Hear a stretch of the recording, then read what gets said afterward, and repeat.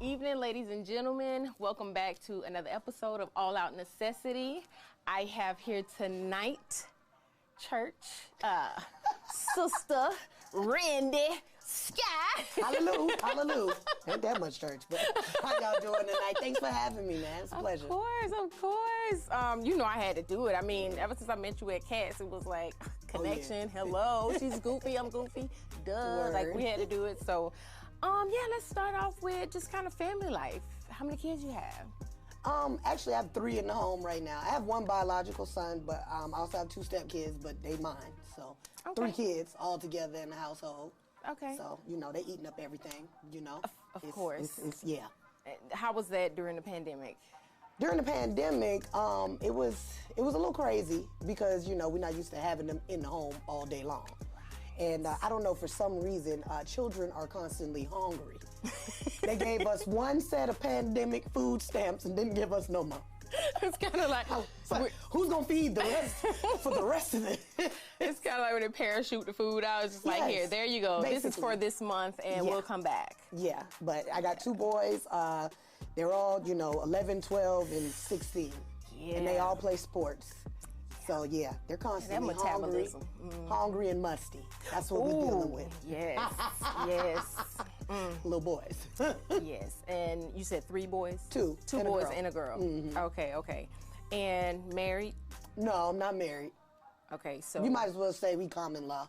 It's me. I'm afraid of marriage a little bit, that's all. common law still is a thing. Yeah, we've been together forever, girl. So you married? I guess. Just without the license? I guess. I mean, you could do that because if something happens, you can still get all the stuff. I mean, you got the kids, so why wouldn't you get all the money? Yeah. Well, dang, I'm not trying to make them die already. No, we're not trying to make them do anything, but stay. You started talking about the death. I was like, Jesus. But no, I mean, it may happen down the line. Yeah. I mean, I just, in the past when it was presented, I was a little afraid. Why? I don't know. I never was one of those women that, like, there's a lot of women like all their life they just look forward to being married. You know what I mean? Like, especially growing up, like in South Carolina, honestly, most women, especially when I was working corporate America, most of those women were married at like 22, 23, fresh out of college. They get married. And a lot of times those women and men, by the time they're 33 and 34, now they want to sow their royal oats and be out here in the streets because they done wasted all their 20s, being in love. Yeah. When that was the time that you probably should have been trying to dibble and dabble a little bit. I just feel like you're not the same person 10 years. You're not the same woman you were at 22 that you're going to be at 33. So I don't know. Maybe now I'll probably be more down for it because like you said, I'm already doing it. But so you're settled in yourself now. You pretty much know what you want. I mean, marriage is so permanent. Like, it's a vow. Clearly it's not because but some people don't take it that serious. Depending on how you take your vows and your faith, because it's supposed to be permanent. It's supposed to be, right? For better or worse. Rich or poor. Till death do us part. Somebody got to die. For me to part, somebody got to die. Yeah, so I guess it all depends on how serious you take it. Yeah. But I was a little afraid. You was? I was. Okay, so if he see this and he proposed? I'm probably say yeah. Probably. I'm gonna say yeah. Dang, man, why you gotta have confidence. Like, this man is. And talk to my mother. I did not know. I'm just playing. Listen, I ain't never been married, so I don't even know. Oh, okay. Yeah, I'm just trying to get your take. The majority of all my friends are married, so marriage is hard. It's not easy. A lot of people think that it's easy. It's not. You're growing with someone. You feel me? And growing ain't easy.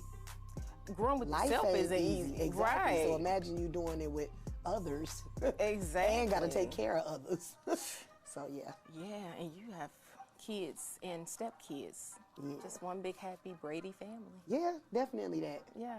Yeah. Well, that's good. I love my family. I wouldn't know where I would be without them, honestly. That's good. Good support system. Yeah, definitely. So, outside of your children and your soon-to-be husband, that's what we're going to say, or a common law husband, just as an individual and just going through this pandemic time, and now everything's back open and possibly another shutdown. We don't know.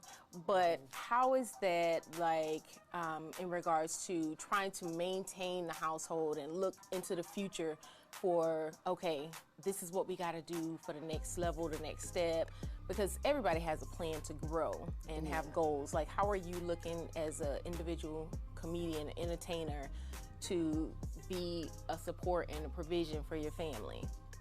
Basically, I mean, with the pandemic, honestly, at first it was a little trying, especially having kids, and because also the pandemic hit right after I quit my job at 12 years and moved out here to do comedy. You know what I mean? And then the pandemic hit, and then it was just like a halt.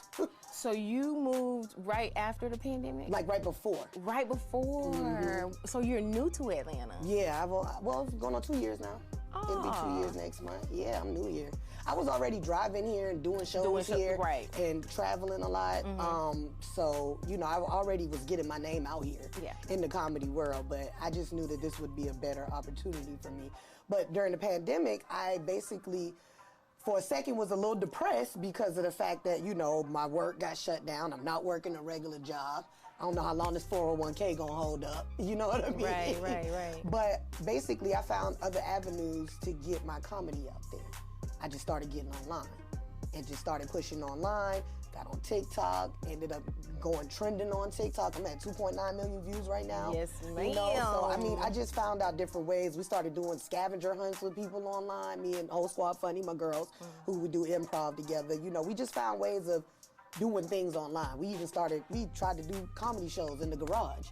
You know what I mean? And just charge people online. Yeah. And you were surprised how many people actually wanted to watch. You know, was able to make a couple dollars off of that. Yeah. And I just never quit, put it like that, because I know, regardless of a pandemic or not, what I'm doing is going to take my family to the next level. Absolutely. It's not just me. You know what I mean? Like, I'm not doing this for money. I'm doing this because I have a gift. God gave me a gift to make people laugh. Been funny my whole life. And I just know that it's gonna make a way. So regardless of a pandemic, what Migos say, we're gonna turn the pandemic to a bandemic.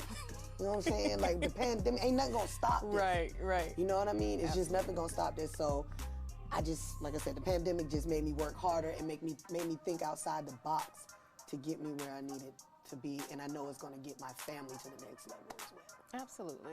You know? Well, that's good. So you say that you've been funny since you were a kid. All my life. You have siblings? I do, but we are 13 years apart.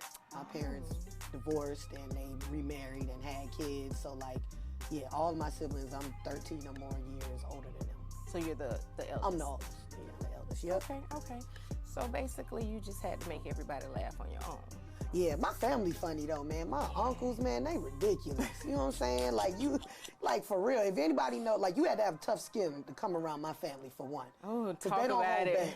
Mine don't either. They'll call you baby ugly, man. They don't care. And I think it stemmed from my grandma's side. Like, literally. That's what I'm talking about. She did not hold anything back. And I think sometimes too, I feel like that sometimes because I'll say something and I'm like, I shouldn't have said that. Like, I probably said it the wrong way. I probably offended them, but I mean, it's comedy, it's humor. Yeah, I usually tell people if I offend you, like, honestly, I mean, I really don't care. So, you have to get to that place in comedy I feel like now. That's, you know, the cancel culture has just taken away the comedians are known for saying the stuff that nobody else wants to say, right? Sometimes it will come across a little offensive or, you know what I mean? But now we live in this culture where it's like, you know, you really got to watch what you say. Honestly, this culture has like a attention span of a gnat. They cancel you one week and then they back on you the next. So it's not it's even... that Twitter, man. Yeah, that Twitter culture, it's kind of like whoever's pushing Twitter is like, let's see. And it's crazy with the Twitter crowd anyway. You know, I'm older. You know, I'll be 40 in October. So the Twitter crowd... October when? 11. Girl, shut up. No, the 10th. Okay. But the Twitter crowd, what I noticed about them with the canceling and stuff, but they're also big on being like they don't care about how they feel about other people, or they talk trash to other people. Yeah. They don't care, you know, I don't care about your feelings and this and that. But as soon as somebody say something that offends them or is wrong, it's like, oh my God, how dare you? Yeah, them trolls. Yeah. And it's just like, if you're gonna be an a-hole, be consistent. Because I'm a consistent one. Well, see, I think that's the reality of they just finding something to do because they have nothing else to do. It's kind of like a pick-me. Yeah, it's like, let me figure out who I want to troll today. I need some attention. So I think that's how it comes across. Like, okay, what's next? Yeah, it's definitely a lot of trolls. You wake up and you choose violence. But see, most of those times, those people are not going to choose violence. That's why they do it behind, you know what I mean, Twitter fingers. And even when you online, even when you click on it, there's no followers, there's no nothing, no picture. It's just kind of like trolls. Because there's a lot of them on TikTok. Racist trolls. Oh, absolutely. That don't have actual profiles. They just got little cartoon pictures and they say the most meanest things. But that be the ones that be starting the cancels and you know, the things that actually affect people who's actually trying to do something and create. And I was listening to Chloe with her interview, and she was saying that sometimes those comments do affect how, you know, you think and you feel because you portrayed a certain way, especially when it's negative. Yeah. Like how, when you get to a point where, you know, you just all over the place, billboards, on tour, movies, all of this other stuff, like how do you feel that would affect you moving forward? Like, is it going to be something that, you know, I'm just trying to, you know, give the world my gift and, you know, push forward through it? Or is it going to be something to be like, well, maybe I need to reevaluate? Because, you know, the things with Kevin Hart where he had said some things and he had to take it back. And, you know, Dave Chappelle don't take back shit, which I appreciate. I love him for that. It's just, how would you feel like maneuvering through those thoughts and comments and the cancel culture? Honestly, I think because I'm older, I will be able to maneuver a lot better because, you know, when you get to a certain age, you just don't care what nobody got to say about you. You really don't. I do think if I did this when I was in my 20s, it would have been a lot different. It would have been a lot harder. You know what I mean? Because people are mean. They are rude. I don't look like the average Instagram girl. You know, I'm heavier, you know, so a lot of times people come on there and say mean things or fat girl or, you know, this and that. But I'm going to tell you right now, you come on my page, you better be prepared to get fired up. Because the last troll I had, I took a picture from his page and made a whole TikTok for him. He went viral. I got you. You know what I mean? So, I mean, like I said, you know, you got to have tough skin, strong skin. You can't worry about what others think about you, man. Yeah. Because half of the time, the people that's calling you things and saying mean things to you online, they look like a piece of crap. You know what I mean? It's somebody that's, you know, you don't know what they look like. Actually, it doesn't matter. Yeah, it don't matter. And honestly, how others perceive me and how people feel about me, it's not my business. Yeah. It's really not my business. That's what you feel about me. Right. I'm not gonna live my life for how a stranger, because he said something wrong online, you know. But like I said, I do think that comes with age and wisdom and your upbringing, how your people raise you. Right. I was always raised that once you leave out the house, don't nobody give a shit about you. So I take that into consideration. When I leave outside the house, it's just me against the world. I teach my kids the same thing, because I don't want no punks around here. When I say punks, I'm not trying to be offensive. I mean, like soft, like don't want to stand up for themselves type of, you know, kids. But yeah, I don't let that stuff bother me. But I do think it's, you know, I've been around a little longer.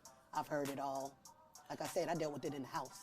But what if it's kind of like the situation with the baby? Like, now it's kind of messing with money. Well, the baby put himself out there like that. Yeah. You feel me? Like, I'm a jokester, but I do know that I'm here to make people feel good. I'm not here to tear you down. So I try not to say nothing too out the way. You know what I mean? You know, like sometimes I'll see something and I'll think like, oh, I'm going to throw that out there. And then I'll rethink like, all right, this person don't really know me like that. Yeah. This might really affect them. So I might pull back a little bit. You know, but if you come for me, I ain't holding back. I'm stab you. You not physically, with my jokes. Yeah. Well, but Baby put himself out there like that. Yeah. You know what I mean? Sometimes I think those rappers and stuff, you gotta understand, they be drinking, smoking, kicking it before the show. It's a different vibe. Yeah. You know what I mean? So sometimes they not really thinking before they speak. But I know a lot of men who think the same way he think. I'm not saying that's correct. Right. But I just know he didn't think before he spoke. Right. With the so platform he calls that on himself. Yeah. Because his platform is way too large. Yeah. He's a musician. Yeah. It's way too large. And it was unnecessary. It was. It was unnecessary. You could have just said anything. How many of y'all got your own money, got a job, y'all ain't getting your money, put your lighter up. You ain't had to go there. You don't know what you got, sir. you got babies all around you. Who are you to judge? Yeah. And I don't, these rappers, they push women sleeping with women all the time. And that's the thing. And then like, y'all want to push gays in the music. That's y'all rap about it all been the time. gay. Like, it's but been. if it's female on female, it's fine. That's not gay. That's gay, bro. Acceptable. They gay. They gay too. Like, you talking about gay. And, just like a man being with a man, a woman being with a woman, and still stopping a woman and a man relationship. Absolutely. So why you not mad about that? Because that's what they have fun with. And then either way, if a man is gay, like Lil Nas, let that man mind his business. Yeah. I don't get that about these people. Like, let them people live their life. Gay's been around since the beginning of time, baby. They have. And I don't think they're going nowhere. They're not going nowhere. They've been in the Bible.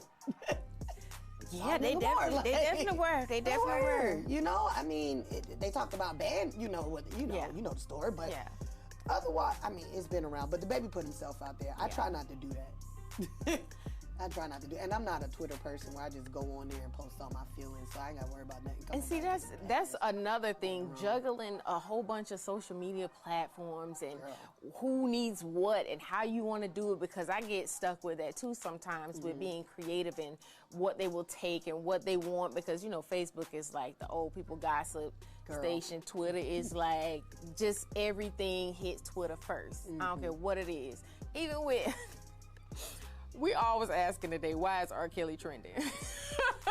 Like, what is new about his... He is trending. For what? The same damn thing. These cases. It's like, why is this something that... I don't know who pushing them buttons, but I think that it's just weird. Like, Instagram is all about the hype. It's about popularity. Who you know. Yeah. TikTok, I think that's probably the most organic at this point, because you don't know who you're going to get. It's youthful, though. There's a lot of the youth on TikTok. That's why you're able to get more views and more shares, because the youth are the people that's going to share and do those type of things. Like when you mentioned Facebook, they're not like, I'll post a video on TikTok and get 100,000 views, post the same video on Facebook and get 83. Yeah. You know what I mean? For so sure. Because also you gotta, like you said, it's an older crowd. They care about how people perceive them. Right. And like, I can't repost this. You said a curse word on here, and my pastor on my page, and the people I work with, or you smoking the blunt on here, and people I work with gonna see this. My kids gonna see this. Even though they post strangers that they don't know doing all those things, but when it's your friends and family, sometimes I give up on Facebook. I can't even front. But I do feel like when you're in the entertainment industry, you need all forms of social media because it's free promotion. Yeah. You'd be an idiot not to use it. But don't get caught up in the drama with it. People don't look at it as it's social media. Yeah. When you go to a bar, you socializing with people. Yeah. You don't sit at the bar and tell everybody, hey, my credit bad. Yeah, I'm going to probably run through you and your brother. You know what I mean? You don't tell everybody. Sure. You give people your representative. Right. Because you're socializing. Right. People don't take that when it's online. Absolutely. It's social media. You should take it as same. Like, everybody on social media you don't need to go on Facebook. My baby daddy ain't picked up his kids in time. Like, don't nobody care. That's why I don't stay on Facebook because of those reasons. It can be draining. Yeah. But I just keep it straight business. I keep it funny. I'm here to spread joy. That's it. Absolutely. But I'm going to use all them social media platforms. Me too. Because it's free. It's free. Like you said. Why not? And the more views you get, the more... Look, I'm trying to split this comedy journey in half. Yeah. Because you got to think about it. Some of the greats, they didn't have social media. And now they got it. Now they got it. And some of them don't even know how to use it. And you know what? I follow a lot of them, and I'm like, okay, they behind the curve in some things. I can kind of see where it, but some of them really don't need it, and some of them kind of do if they trying to stay with the flow of how things go. So, I mean, like you need it because you get more views. Look at somebody like Country Wayne. I saw on the Breakfast Club. He said his very first show doing stand-up, he got paid $3,500. Why? Because he already had a huge following, and they know they can fill seats. Right. A lot of these people, a lot of internet comedians are getting booked because of their you got 100,000 followers, you're going to fill these seats. Absolutely. Can they do 30, 45 minutes on stage? That's up in the air. Man, I ain't judging nobody. Even finna, it's multiple ways to skin a cat. Because I done seen But I done seen it. It's multiple ways to skin a cat. You know what I mean? You got women that you got women who get on stage and get booked more just because they sexy. Yeah. Can't really tell too much jokes. Ain't that funny? But they look good. But they look good. They look good. You know what I mean? I've dealt in situations where I've met promoters, bookers out of town, and they didn't book me up front, but they booked somebody else because they like the way they look, and then they come to their show and they like, man, she was horrible. Like, can we get you now? And then I come there and I kill it. I don't hold back. You know what I mean? I ain't no too cute person. Like, I'm just gonna tell y'all my truth and y'all gonna relate to it, and it's gonna be funny. But you know, he wanted me to sympathize with him. I'm like, what I'm sympathizing with you for? You didn't book for talent. Yeah. You booked because you thought you was going to get something out the deal. And you didn't. And you know, that's what I heard most times. Oh, man, it's a grimy industry. Oh, my gosh. But it's entertainment. Yeah. Think about #MeToo. That stuff been going on for years. For years, yeah. In entertainment, there's no HR in entertainment, baby. Yeah. It ain't no HR. Which is why I don't feel if that's like... the case, a lot of people be... But see, that's why I don't feel like, they should single out R. Kelly, because I think it's still going on. I think it's a lot of... I mean, I ain't talking about what he didn't do. I'm talking about singling him out, because a lot of stuff that he's done, they saying a lot of people still do or have done. Because they've said it. They was like the same stuff that, not the feces and the urine, but most of what was going on, them taking underage girls and doing stuff like that. Like, we've seen the Epstein documentary. Right. I mean, that has been going on since forever. But, what we don't know, we can't do nothing about. Right. So, regardless, if anything, I know a lot of people like, R. Kelly, what about the parents? It was one person in this situation that knew better. And that was R. Kelly. He was an adult. Right. And he knew better. Right. You know what I mean? And honestly, he had a good run. He did. He did this for years. R. Kelly came out when I was in middle school. Yeah. You know what I mean? With Your Body's Called, all that. I was young, and I used to love him. He was so fine. Who knew I had a chance at 13?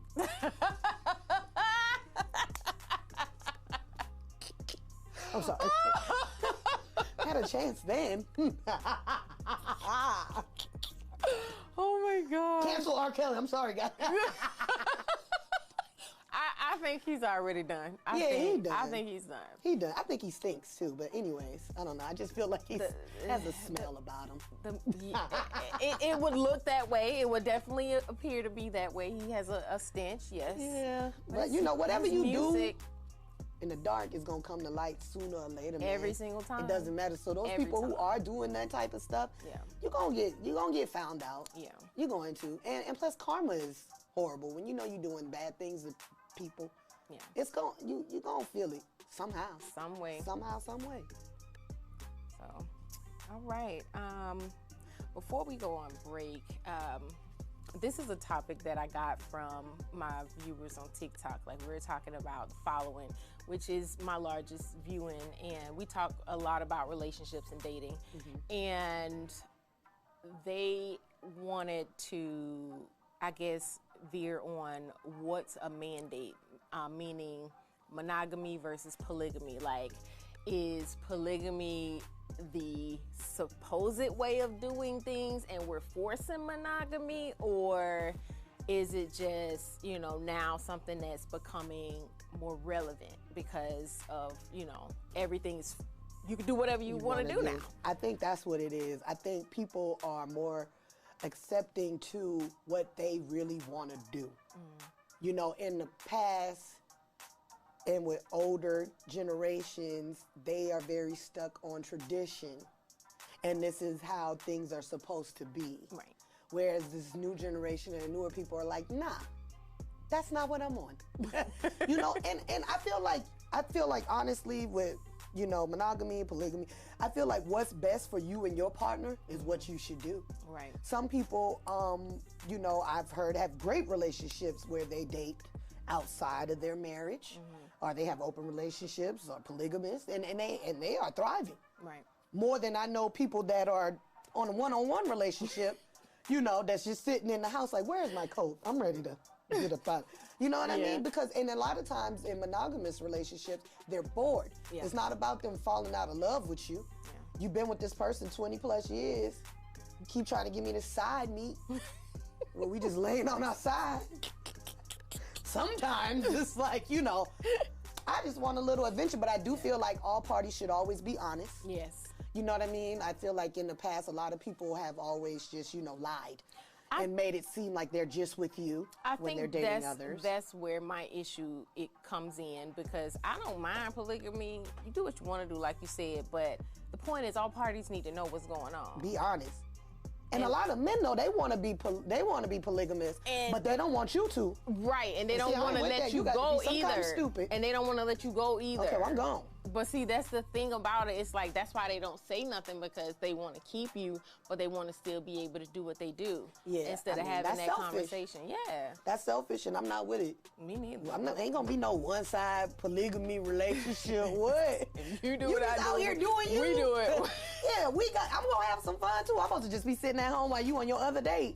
Ooh. You must be some kind of stupid, but it's some woman that's down to do that. Do it, yeah. You know, sometimes men have us so crazy. I was watching Love and Hip Hop the other night, and just to see, it was just one episode with this girl. She's a rapper, and she's so in love with this guy, or just really in like with this guy, and he tells her straight up, "I love talking to you. I love being around you. Yes, I saw that. I love having sex with you, but we should just keep it at that." Yeah. Meanwhile, he has a see-through purse on his arm, and it calls himself Guap Dad, and you crying. Yeah. We got to be some kind of stupid. Yeah.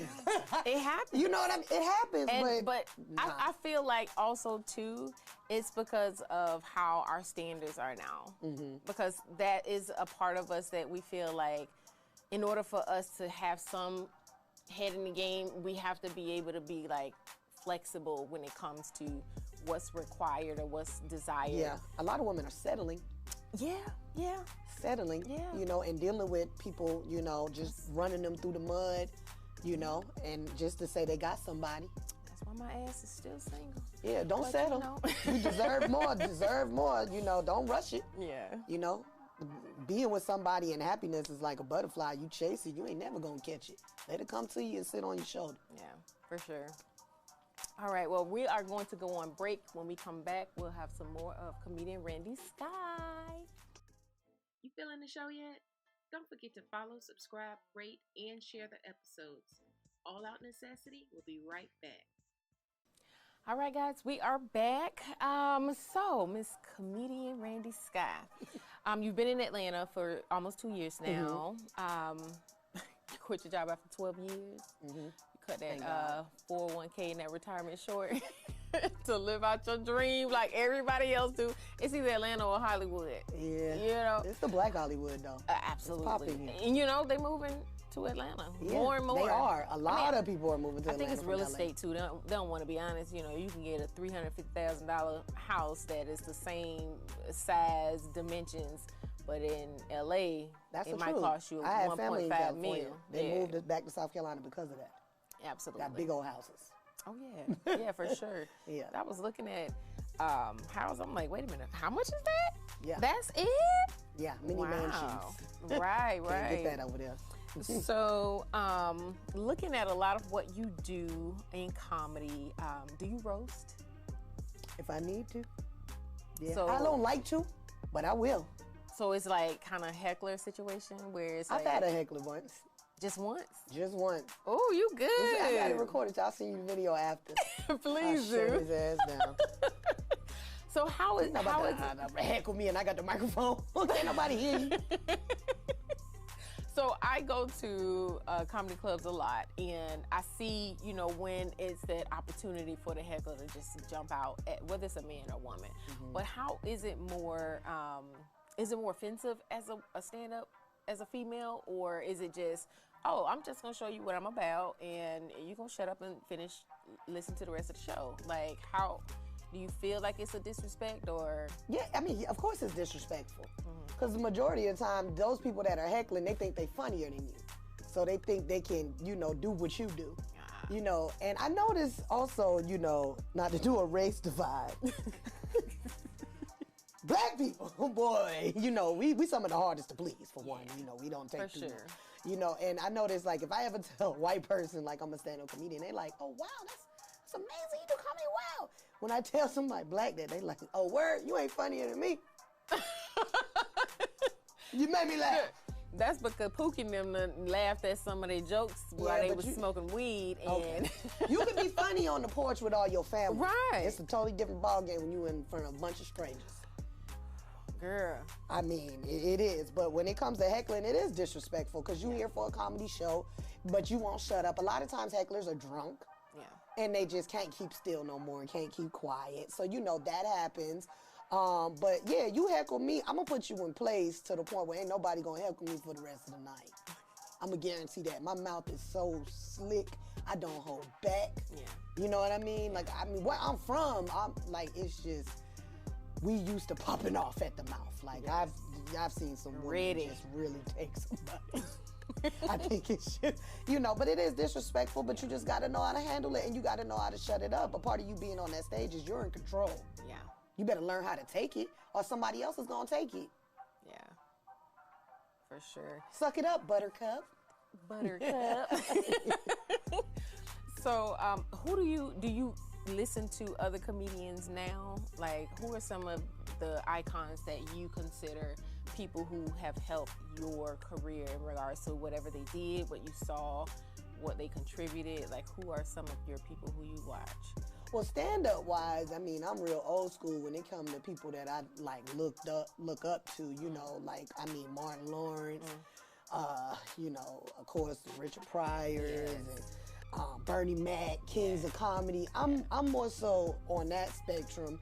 I don't do really political comedy or nothing like that, or I'm not trying to fit in that spectrum. I can only talk to you what I go through. Yeah. And that's why I really like, people like Martin and this and that. When they did they stand up, they told their stories. Yeah. Bernie Mac told their stories. Right. And a lot of times, I feel like so many people get caught up, so many comics get caught up in the whole trying to cross over. Trying to, the Netflix special, which is the bomb. You should want to get the Netflix special, but don't change yourself. But sometimes that's what they expect when you get on those platforms. But guess what? When I mentioned Bernie Mac, hell, even the DC Young Flies, Carlos Millers and this and that, who got them on? Us. Yeah. Us. Who is their main audience? Us. Yeah. It's black people. Kings of Comedy. Yeah. They didn't cross over. Yeah. And they all got sitcoms on major networks. But it was at a different time, too. It was at a different time. Yeah. It was definitely at a different time. All I'm saying is work hard, be yourself. Yeah. You know what I mean? Don't try to, I feel like I'm funny on any stage. Black, white, urban, non-urban, wherever. If you're funny, you're funny. Yeah. It don't matter if the crowd is white, pink, purple, or blue. Right. It really doesn't matter. Right. Because I know sometimes in Atlanta, they try to box me into just the urban comedy crowd. But they don't know I came from Comedy Zone. Yeah. You know what I mean? I just did Zany's all-white crowd and smash. Yeah. You know what I mean? If you're funny, you're funny. Yeah. It doesn't matter. You can spend your time trying to cross over and fit in with these people. I'm going to go with who love me. Yeah. Period. God got a plan for me. And I don't care what color you are. You're going to accept it. If you don't, then I ain't for you. Right. But I'm not going to stress myself out trying to put myself in a certain box or trying to cross over to get me here and to get me there. If you're doing everything with passion and love and you doing it right, you're going to get where you need to be. I Absolutely. mean, that's how I look at it. So I ain't about to cross over, I'm just going to be funny. And who want to work with me and you want to give me a try, then I'm going to do that. But as for watching comics, I'm old school. I like those people that I named. Right. There are some new comics that, I've been watching some new cats, and they're not black. You know what I mean? Mm-hmm. Like, what's his name? Sebastian Maniscalco on... You ever heard of him? I haven't. Oh, man, watch his Netflix. This guy is hilarious. He's an Italian little dude. He's been doing this for years. But this man, funny all the way through. But he talks about his life. Yeah. But it's funny all over. Yeah. You know what I mean? Yeah. It doesn't matter Right. the race, the age, or not. Like I watched one of his stand-ups with my 12-year-old son in the car while we were traveling. He was dying laughing. Yeah. I think her name is Tig Notaro. She got a new special on HBO, which I thought was cool because instead of it's her audio from stand-up, but it's cartoon. Oh. I thought that was really dope. Yeah. I thought it made the joke stand out more because you're actually seeing the cartoon, cartoon. doing the joke, but you're still hearing. Yeah. And the stand-up, the crowd was still cartoon and all. It was still a Right. crowd and everything. So I mean, like I'm watching new stuff like that. Yeah. You know, trying to, but sometimes you can't watch too much stand-up when you're a stand-up artist because it can kind of cloud you. And then, you know, next thing you know, you kind of doing jokes kind of like what this person was saying. Right. You don't want to get caught up in that. Right. You know, so sometimes just kind of like music. You don't want to, if you do music, you don't want to, you know, listen to too much of somebody else and then you Right. come out sounding like them. Absolutely. But yeah, like, I mean, those are a few new people that but of course I like, you know, the new, like I love 85 South Show, DC on Fly, they're hilarious to me. Man. They're naturally funny. And that's the thing. Like, Carlos Mello, great stand-up comic. Like, he's hilarious. Like, yeah, I'm down with them too. Some of Yeah. those new cats. And there's a lot of people in Atlanta that I really like that are hilarious. You know what I mean? A bunch of them. so are you feeling any competition with the female comedians? Like, is there kind of like a dog-eat-dog world where it's like, I should have been booked here and somebody else was booked? Because I hear that a lot. Yeah. And I remember the conversation, because I was on the stage twice. I remember the conversation was, before I got on the stage the second time, it was, well, you ain't doing what I'm doing, so we good. But then once that time came, it was like, nothing. Yeah, you gotta block that stuff out, man. That's just negative energy, honestly. Cause like, I feel like can't nobody close no door that God got open for me. Yeah. Ain't no competition. I'm my biggest competition. Yeah. And I'm here for any female that's doing something that they want to do with their life. Right. I'm not in competition with you. Right. My job is to get out here and make these people laugh. Right. Not to compete with you. This ain't Absolutely. no race.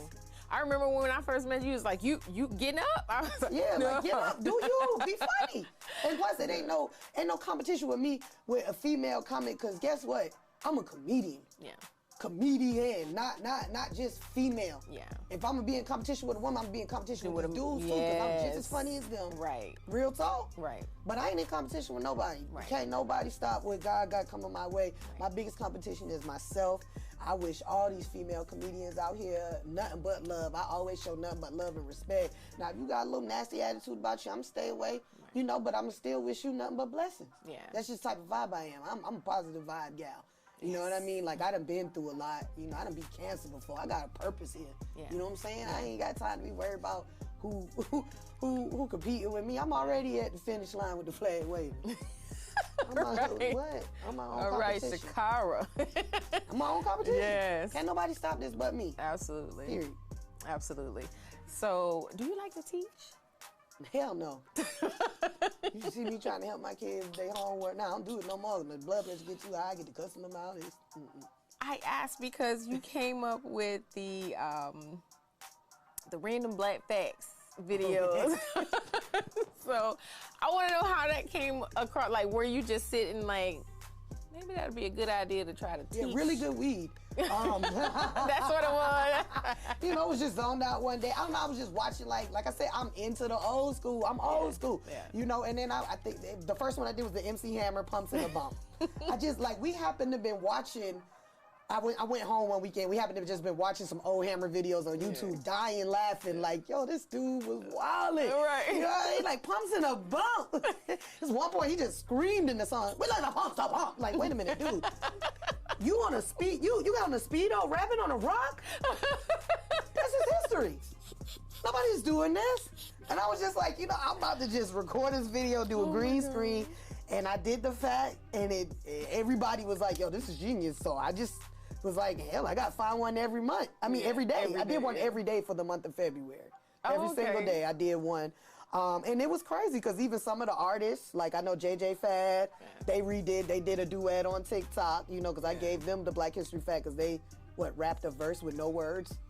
a whole verse. It was some like, come on, bro. Like, you ain't say no words, you know? So, I mean, it was pretty cool, but there was some people that didn't think it was cool. It was one rapper that said I dissed him. I'm like, yo, you was trending in 2021. Relax. Right, because of 4 days. Like, you had one song. Right. Relax. And then I'm paying homage. But I'm doing it in a funny way. You know what I mean? Because I'm a comedian. I'm not just about to give y'all we already know about Harry Tubman. We need to know about Hammer rapping with a Speedo on a rock. The youth don't know. Right. You don't know. You know? I mean, we can look at some stuff like just 2-3 years ago and see some crazy stuff because it's kind of like reinventing the wheel. It's just in a new generation and a new time. Like, they always doing something where it's like, okay, Michael did it this way. Who just redid Thriller in their video? Somebody redid Thriller. It was a portion of a Thriller dance that they redid. And it was like, I can't remember who it was. It was an artist. No, this was recent. Like this year maybe. Oh wow. Yeah, it was a good portion of the Thriller dance, but it was kind of a different, but everybody knew it was Thriller. Like, yeah, well, you know, the youth, they're constantly taking from us. They dressing like the 90s now, the baggy jeans. Like, that's us. That's well, I can't say us, me. You know, you younger, but you know what I mean. It's an older crowd. You know what I mean? Like, but they're infatuated with the 90s. Yeah. Look at the hairstyles. They bring in the swoop with the pink curl ponytail. Look at the WAP video. I think that was all 90s, bro. I don't think they really wanted to bring the swoop back. It's I back, think baby. they had to bring the swoop back. It's back. The long nails. The nails, definitely. That's all. The nails, the culture, the bamboo earrings. Well, fashion evolves. Absolutely. You know, fashion evolves, but yeah, I mean, the 90s, all that stuff, but I just do feel like, you know, it's a lot of stuff that the youth, you know, the younger people don't know about that influence our culture now. Absolutely. So that's why I did the random black history facts and kept it funny. You know what I mean? I know everybody was like, how'd you get an outfit for every video? Child, half of them videos, I didn't have no pants on. So I made it work. I'm gonna tell you, that be the crazy shit. They don't know what's going on behind the camera. When you cut off and it's like, man, I'm not even matching. I got on some. I had 2 wigs. I just threw them around every time. I was like, I'm gonna just wear this one to the front. I'm gonna wear this one to the back. You know what I mean? Like the Mary J. Blige video I did. That was a mullet wig. Same wig I did with Tiger King. Just turned it around and made it look like a flip. Like, you gotta make things work. Not the mullet wig. That was the mullet wig. Like, the mullet wig. I want to say, I got like 2 wigs. Now, since I've been doing those videos, though, honestly, friends have been sending me their old wigs. So now I got like 10 old wigs. Like, yeah. You could have just called me, honey. Okay, I'm still taking wigs. If anybody got wigs, you want to. I do. Like, bags, honey. Okay. Bring them, send them my way. I'll do some videos for you. Oh my gosh. Okay, so the last thing we're gonna do, I always like to do something fun with my guests, and I brought up the random black facts because I wanted to do something with it. Oh Lord. Just I think we have 3, but I'm gonna do 2. Okay. I just wanted to be fun, something Let's do it that we could do. So I don't know what we're gonna call it. We'll call it something. We'll figure it out. But all right, so this is music category. Okay. Who were the artists mentioned in Kanye and Jamie's song Slow Jam? Okay, Michael Jackson. That's one. Right? Yes.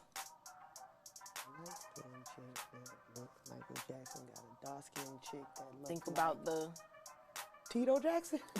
Didn't you say that? I got a light-skinned chick that looked like Mike Jackson? Or was it Jermaine Jackson? I don't know if it was Remember he said it was a dark-skinned one that looked like another Jackson. I thought it was, let me see. See, I'm giving you a fact now. Yeah, because I don't know which one of the Jacksons. Light-skinned chick looked like Michael Jackson. Got a dark-skinned chick that looked like Jermaine. It had to be Jermaine. Because it sounds like Tito. It was Michael?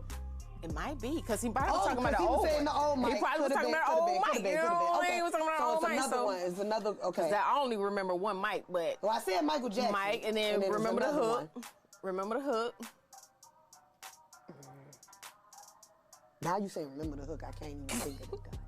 She said she wants some R&B, some Luther Vandross, a little Anita. Definitely get this party started right. That gave you 3. You told me 2. Michael Jackson. No, there's more. Luther. Anita. There's more.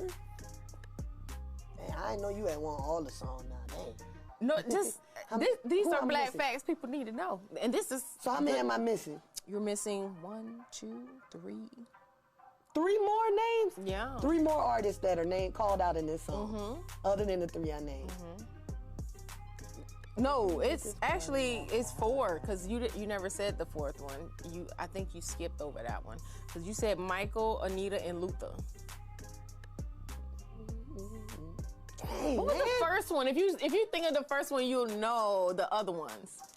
She said she wants them. I can't think of it, man. Oh, ruined up all your time. Listen, okay, I'm gonna give you that one, and then you got to finish the rest. Google. Hey Siri. You can't Google it. Okay, so the first one was Marvin Gaye. Marvin Gaye. Okay, you right. It was Marvin Gaye, Luther Vandross, a Little Anita, and then she said she wants some. I said Luther already. Huh?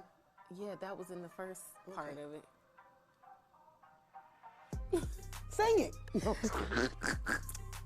Ready for the World. Oh, come on. Like that was, I wouldn't have got that. Why wouldn't you have gotten I know who that it? is, but I just didn't. Okay, what's the wasn't next thinking one? about that at all. What's the next one? It's another one? It's 2 more.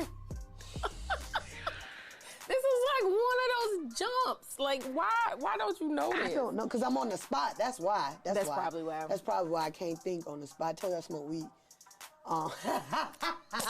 My short memory. Okay. I'm She saying. said she wants some Ready for the World, some... They trying to give you the answer. Oh my God.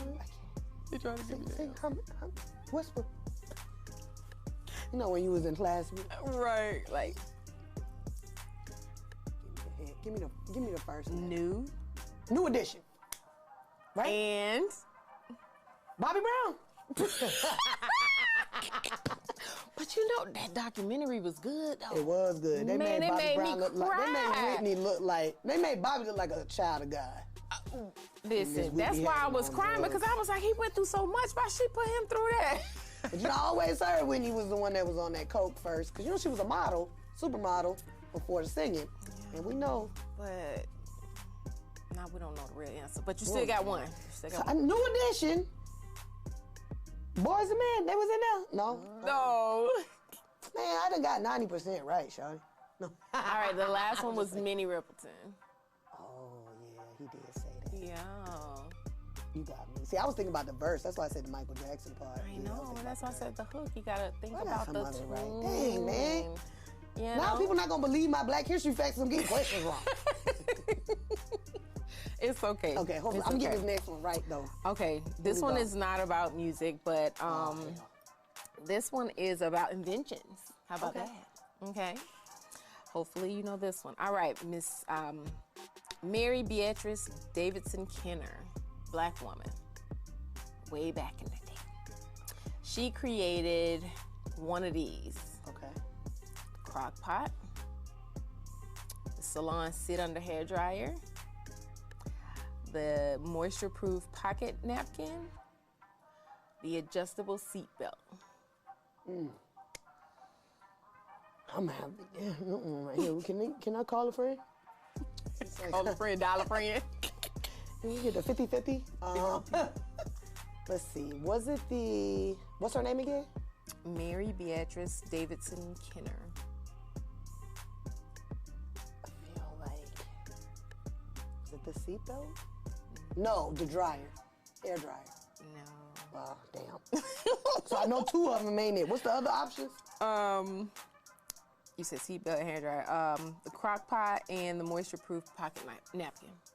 The napkin. Is it the She napkin? did. Okay. She did. I know she ain't invent no crock pot. Yes. And they actually did not take her invention because she was black. What at year was first. this? When was this? It was back in the day, 1920s. Oh, okay, well, you taught me something new today. I didn't know that. Listen, when I think looked it up, I vaguely was like, heard oh, about wow. that, though. You know, because we see a lot of these pocket napkins and, you know, everybody wearing, but we just never knew. Yeah, So, I okay. thought that was interesting. That was interesting. Another fact about that, because I wanted to mention that, she also invented the attachment for the toilet paper holder. Okay. Yeah. Stuff right? we needed. Right. You Stuff know, we needed. Stuff we needed. That's what I'm saying. There's probably so much stuff black people invented that didn't get. We've been through so much. We did. We invented the pyramids. We invented life. Either them or the aliens from Transformers, because that's what I believe. You know. Not the aliens. Lord Jesus. I mean, hey. That's how I know you're a Libra. You thinking too much. All right, last one. All right, black jazz singer Esther Jones. What inspired which female character? Jessica Rabbit, Princess Allura from Voltron, Betty Boop, Princess Jasmine from Aladdin. I'm gonna say Betty Boop. Yes, you got it. Yes, she was Baby Esther in Harlem's comedy Cotton Club. Yep. So yeah, Ain't no white girl had all that butt, like Betty Boop had a body now. Or lips. Yeah, Betty Boop. One thing about Betty Boop, she had the body before the BBL. Listen, No, that had to came from a she had the lips, she had the body, she had the moves, and she had baby hair, pink curls. What? I was gonna say the pink curls. You knew that was us. Nobody else had that. Nobody. That was us. Cause their hair couldn't curl. Remember? And they ain't had no perm then. They perm made their hair curly. Right. And our perm make ours straight. Yeah. And you can eat it if it's real. Man, that's real. My mama used to do hair, so I know. Listen, my mama made me stay up one night. She was like, make sure you stay up and order me. So, bruh. Oh, and she had used that stuff on my head funny. too. Thank God I ain't bald. Thank God none of us. Well, some people did. Some people did. Some people did get affected. It was the people who ate it too. We gotta look up there. Where are they now? People done died behind a perm. God. Lord Jesus. Oh my gosh. Girl, you crazy. Oh. Well, thank you so much for stopping by All Out. Yeah, thanks for having me. This has been fun, man. I know. I'm gonna have to have you back, of course. Yeah. I just want you to go out there, do your thing.